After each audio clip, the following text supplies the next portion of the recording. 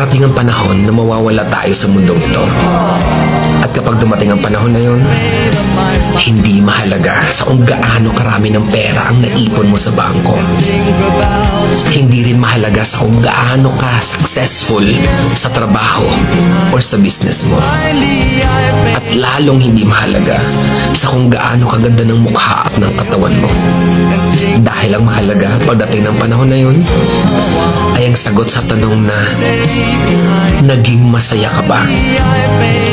Nagawa mo ba ang kagustuhan ng puso mo kahit pag-gaano ka malito sa mata ng mundo?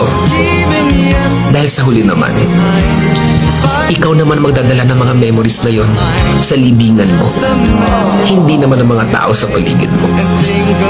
So make sure na bago pa dumating ang panahon na aalis na tayo sa mundong ito, siguraduhin mo sa sarili mo na magiging masaya ka at magagawa mo ang kagustuhan ng puso mo kahit pag-aano ka kontra ng mga tao sa mundo.